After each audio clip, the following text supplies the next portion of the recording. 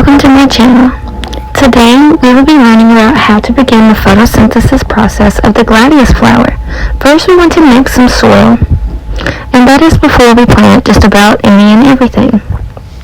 If you go and buy a bag of planter soil and bring it home, do not just leave it as is. I didn't know this very small and minor detail at first. Someone or somehow it had to be taught to me. So that is what I'm doing here today for you guys.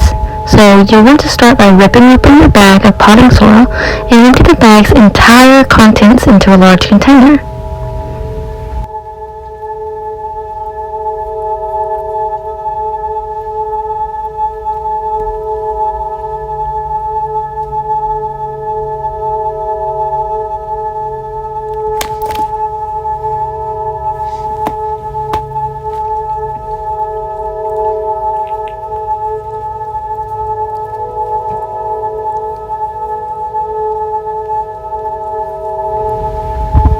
Large enough for the entire bag of dirt and then some. Keep that in mind. As you can see, I have chosen a wheelbarrow.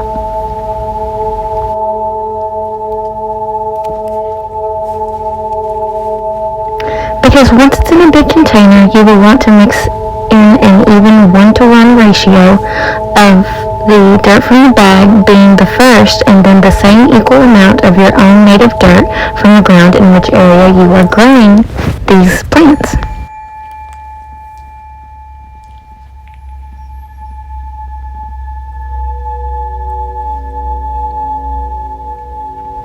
Whether in the ground or in pots, you will want to know the hardiness of your area.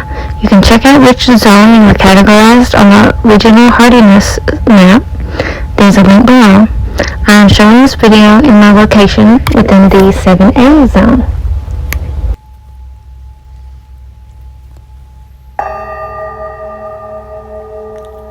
The Gladiolus flower is a great species of cut flowers or table flowers, not to mention they are so easy to grow.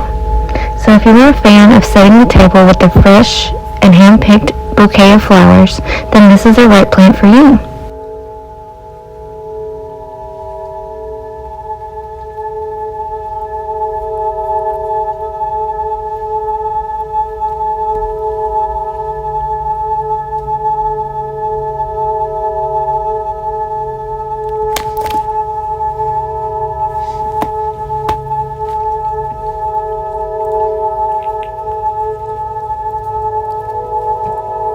Gladiolus is one of the easiest species to manage, quite independent, and as long as they are planted in the proper position, proper sunlight, and as well as it's being generously watered and regularly, then these beautiful flowers pretty much do all the hard work for you. All you have to do is get them into proper soil, and you tend to water these plants frequently. These species in particular have a variety of different colors they can be identified in. Vibrant colors of red, purples, blues, and whites. This is a great flower for someone who is also new to gardening.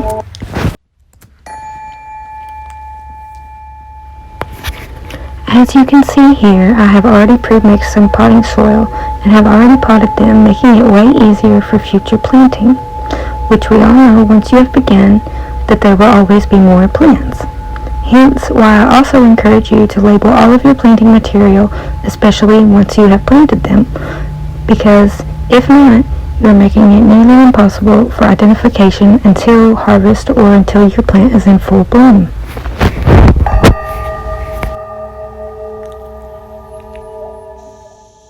You will want to begin by always labeling your material. I am now labeling my pot and my basket pot with painter's tape. It does not have to be fancy.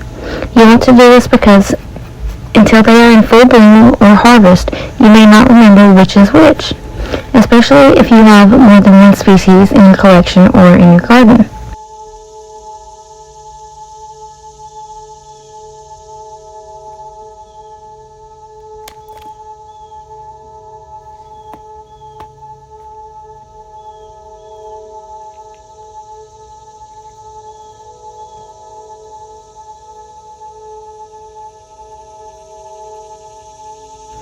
As you can see, this bag is what came with another plant species.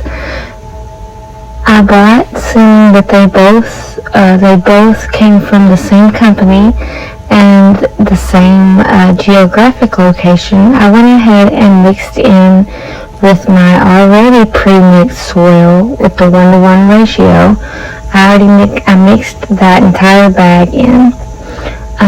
One being the potting or the planter soil, and then 2 being the native soil in which I live on.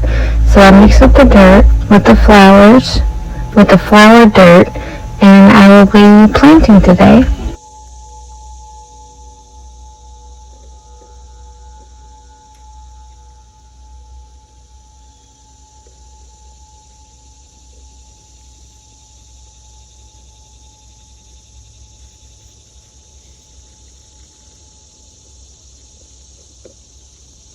I bought a total of 3 flower species that came from this place in particular.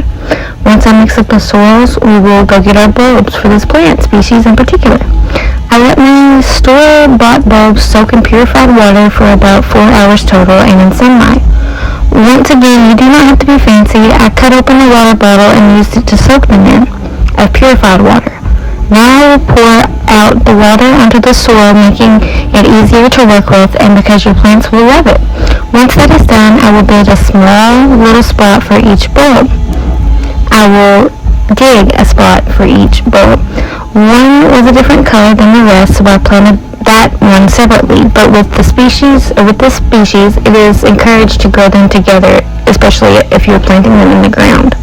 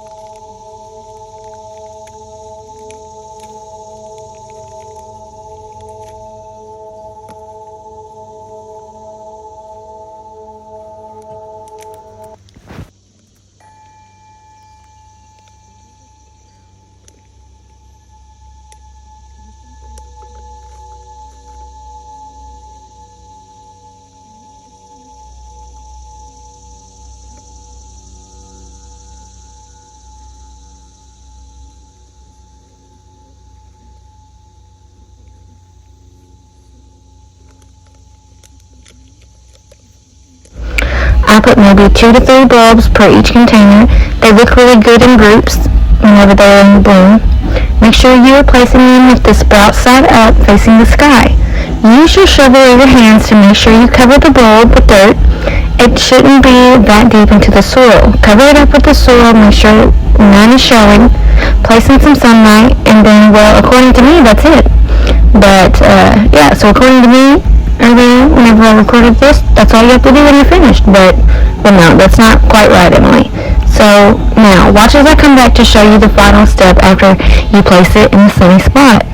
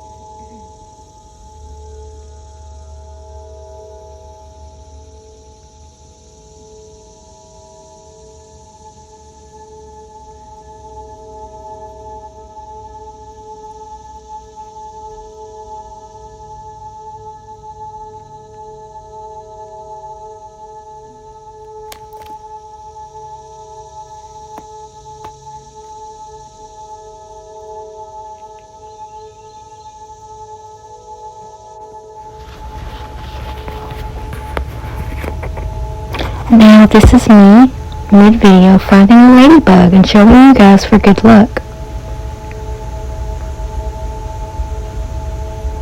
Next, you will see me plant the remaining bulbs, and then we finally get to the very last step.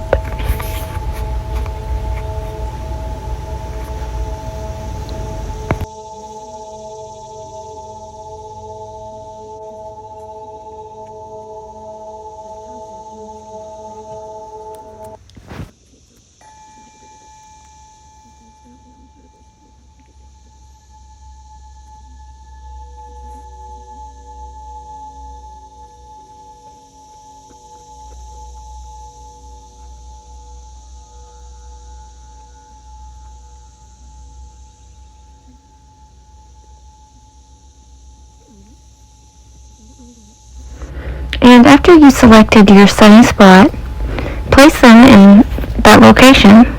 And don't be like me and almost forget to do the most important thing for your plants, which is water them. So enjoy this little video of me showing you to water your plants once you have planted them. And that's all I have today, guys. This is how you start the growing process of Gladiolus. I hope you guys enjoyed this video. Consider subscribing if you are enjoying this content, and if you are not, make sure that you leave a comment below. Let me know how I'm doing. Until next time, you guys. Peace.